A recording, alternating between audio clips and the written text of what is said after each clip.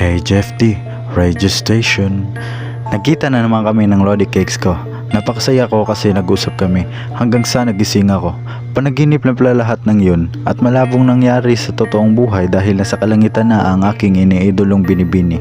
Ngunit, bakit kaya halos isang linggo na siyang pumapasok sa panaginip ko? Minsan pa nga may nangyayari sa amin eh. Pero hindi naman ako pagod pagising. Gusto ko pa nga maulit eh. Hanggang noong pang-siyam na araw na siyang bumibisita sa aking panaginip ay para bang totoo ang lahat. Pagkatapos namin ay tinanong niya ako kung gusto ko raw bang ulit-ulitin namin.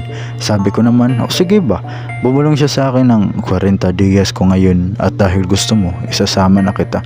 Sabay sakal sa akin. What the first time ko magkaroon ng sasakyan na akin talaga.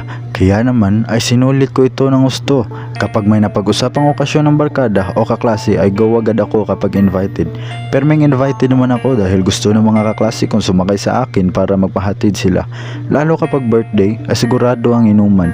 Lahat sila'y umiinom ngunit madalang lamang akong tumanggap ng baso dahil magmamaneho pa ako at naiintindihan naman nila iyon. Noong uwian na ay punong-puno ang 5-seater ko na sedan. Naging 7-seater pa nga ito. Hinatid ko sila isa-isa. May nadaanan kaming sobrang kitid na daan, matarik na daan at lubak-lubak na daan.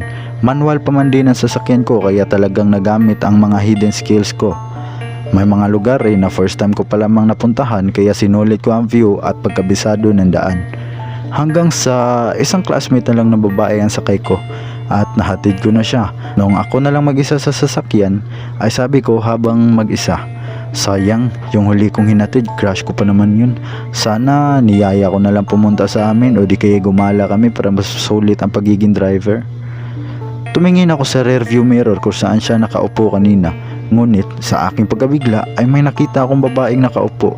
Babaeng hindi aninag ang muka. Babaeng nagsabi ng kung tayo na lang kaya gumala.